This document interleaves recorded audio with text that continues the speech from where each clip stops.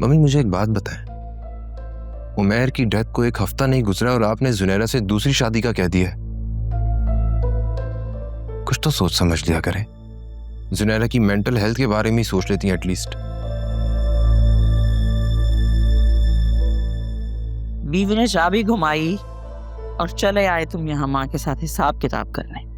आलिया ने मुझे कुछ नहीं कहा है, आप प्लीज उसे हर मामले में मत इन्वॉल्व किया करें। क्यों ना लाऊं?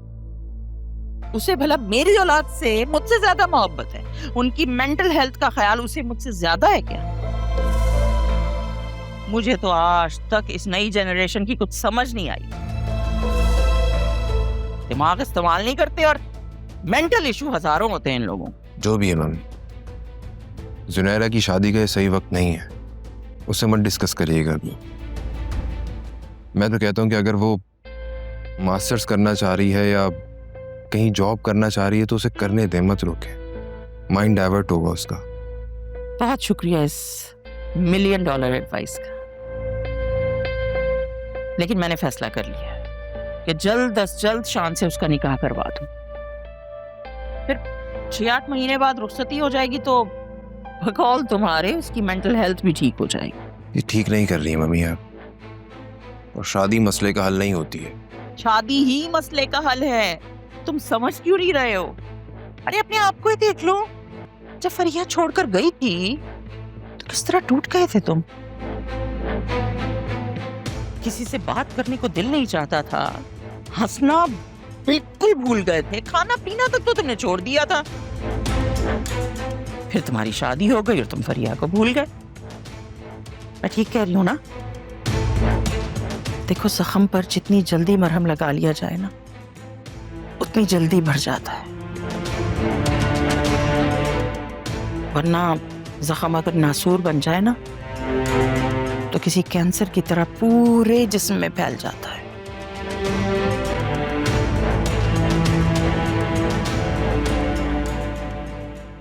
मैं मां हूं जुनैरा की, अच्छी तरह जानती हूं कि मेरी बच्ची कितने छोटे दिल की है।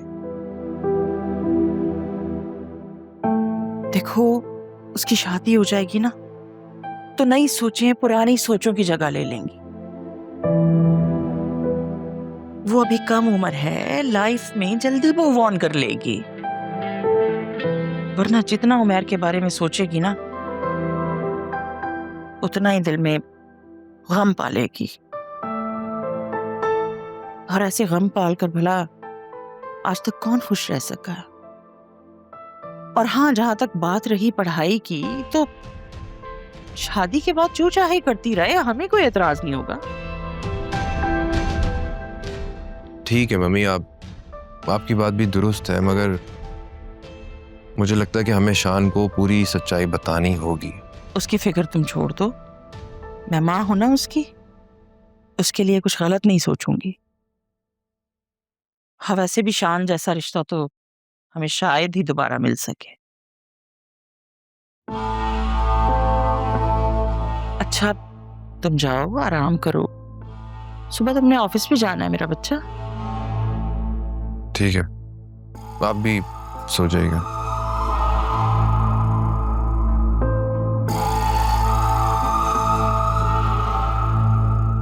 अब दोनों मियां बीवी आपस में लड़ते रहना।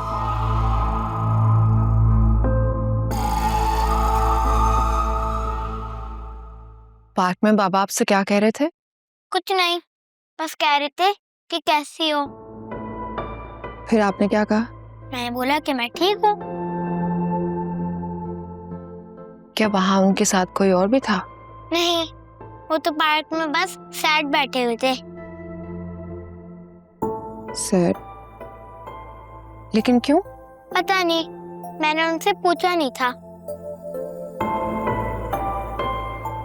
अच्छा, नेक्स्ट टाइम आपको बाबा कहीं बाहर मिले और कुछ खिलाने के लिए कहें तो आप उनके साथ कहीं नहीं जाएंगी। क्यों? बस कह दिया ना, नहीं जाओगी तो नहीं जाओगी। मम्मा, आपसे एक बात पूछूं? पूछो। मेरी वो फ्रेंड है ना जैनब, वो अपनी मम्मा को मिस करती है क्योंकि उसकी मम्मा मेरी डैडी के साथ चली गई हैं और वो बस अब मेरी नानी के साथ रहती है। आप मुझे छोड़ के नहीं जाएंगी ना? मामा आपको छोड़कर कहीं नहीं जाएगी, कभी भी नहीं। प्रॉमिस? प्रॉमिस। मामा हमेशा आपके साथ रहेंगी।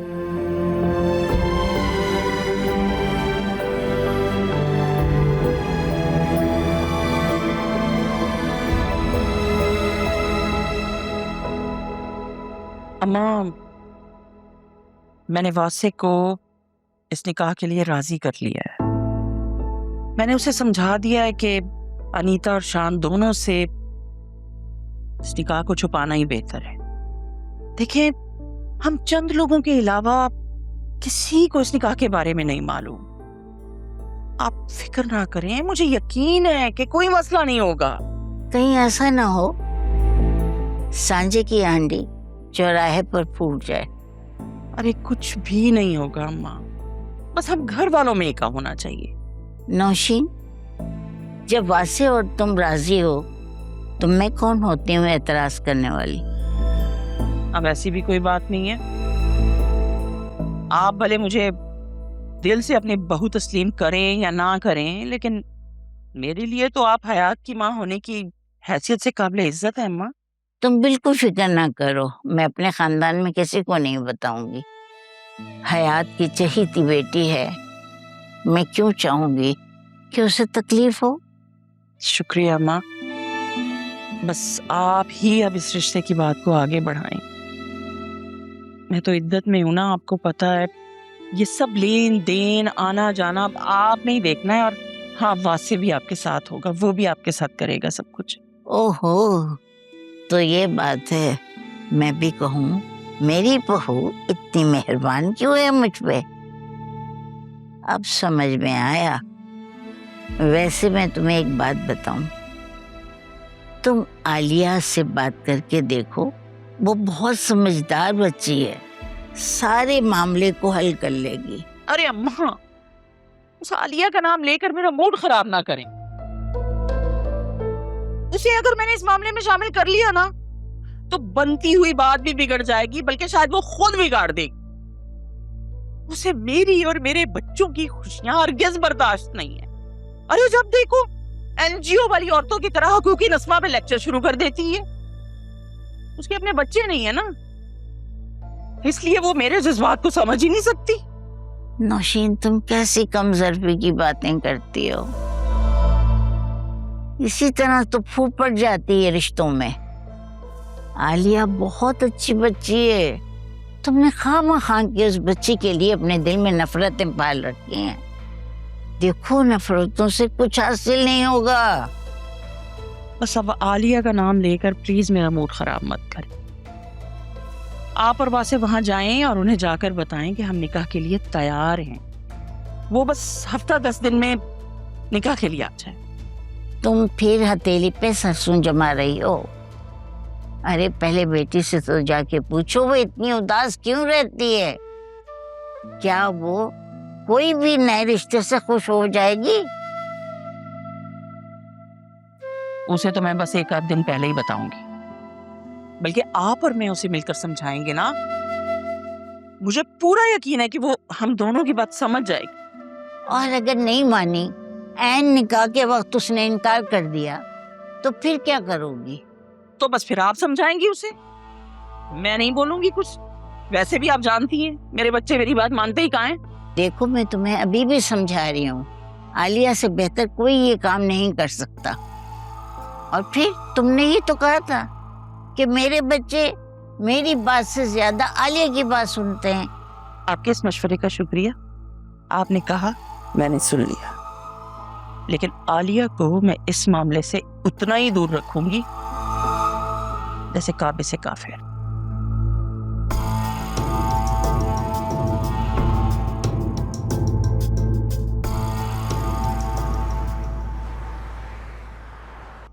मॉम, मुझे समझ नहीं आ रहा आप इतनी स्टबर्न क्यों हो रही हैं। मैंने आपको इतनी बार कहा है कि हम आपका ट्रीटमेंट करने के लिए अमेरिका चले जाते हैं। लोग इसी दिन के लिए तो नेशनैलिटी लेते हैं, कि वहां पर best of the best facilities मिलती हैं, और आप हैं कि मेरी बात ही नहीं मान रही। इंसान की जितनी जिंदगी अल्लाह ने लिखी है ना, वो उतनी ही जिएगा, ना उससे कम ना ज्यादा। इसलिए प्लीज मुझे मेरे घर में सुकून से रहने दो। एक तो ये फराज, पता नहीं कौन से डॉक्टर को बाहर इन्होंने रिपोर्ट्स भेजी हैं जो कि कह रहे हैं कि पाकिस्तान में बिल्कुल ठीक ट्रीटमेंट हो रहा है। मॉम, मैं इन पाकिस्तानी डॉक्टर्स को ना बिल्कुल ट्रस्ट नहीं करती हूँ। तुम बिला वजह क्यों इतनी इमोशनल हो जाती हो? कैंसर का ट्रीटमेंट भी तो यहीं पर हुआ है ना, और देखो कितनी जल्दी मैंने रिकवर भी कर लिया। यहाँ पर डॉक्टर्स और हॉस्पिटल्स बहुत अच्छे हैं। तुम मत परेशान हो, सब ठीक होगा। कैसे फिक्र ना करूं? मैडम, कोई एडवोकेट फरासत आए हैं। अच्छा, उन्हें ड्राइंग रूम में बैठाओ, मैं आती हूँ। ये फरासत अंकल क्यों आए हैं? क्योंकि मैंने उन्हें बुलवाया है। क्यों? क्योंकि मुझे पता है कि अब मेरी जिंदगी बहुत ज्यादा नहीं है, इसलिए मैं कुछ चीजें, कुछ मसले हल करवाना चाहती हूँ। मुझे यकीन नहीं आ रहा, अब आप ये सब भी करेंगी? परिया, मैं चाहती हूँ कि मैं अपने जाने से पहले कुछ चीजें सॉर्ट आउट कर लूँ, ताकि तुम्हें मेरे जाने के बाद कोई प्रॉब्लम ना हो। मॉम, प्रॉब्लम मुझे इस बात से है कि आप इतना इमोशनल क्यों एक्ट कर रही हैं? मॉम, आपने पहले भी तो कैंसर को फाइट किया है ना, आप देखिएगा आप इस हार्ट प्रॉब्लम को भी फाइट कर लेंगी। हिम्मत रखें। मैं अपनी फिजिकल कंडीशन को तुमसे बेहतर समझती हूँ, इसलिए मैं जो कर रही हूँ मुझे करने दो। मॉम, मैं आपको कुछ नहीं होने दूंगी। परिया, तुम्हें पता है किसी भी बीमार इंसान के लिए दुनिया की सबसे बड़ी नेमत क्या होती है? उसके अपनों का उसके पास होना।